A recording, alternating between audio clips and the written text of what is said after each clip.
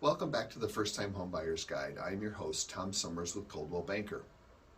So what happens if the sellers have not completed everything? The quick answer for you would be we don't close. But before you panic, I would like to say that in my 18 years of doing this has only happened maybe 2 or 3 times. Think of this process of buying a home from the beginning, from literally us sitting down and talking about what kind of home you want up until the day of closing, as a series of actions that minimize your risk.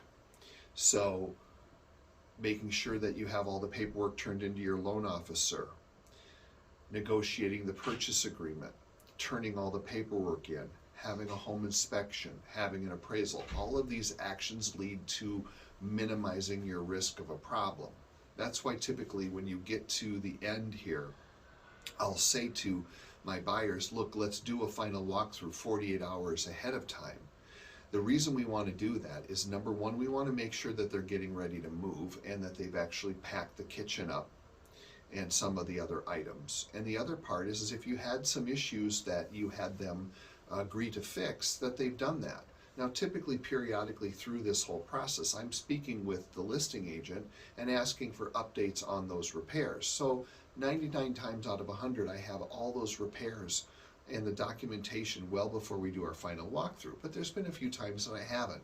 And it's not anything that is done on purpose. It's just harder maybe to get an electrician out or whatever the case might be. We want to go in there and take a look, because your leverage ends the moment you sign those documents.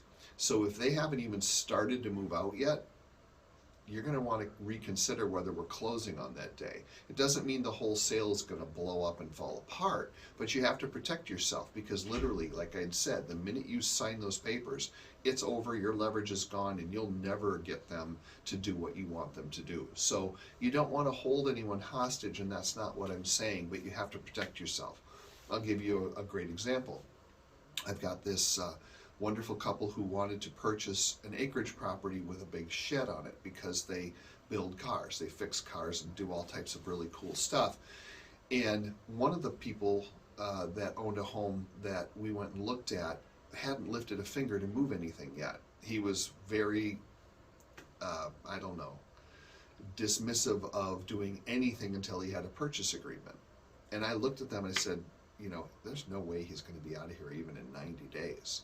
Because this had an awful lot of stuff that needed to be moved, just in the shed alone, not to mention the house.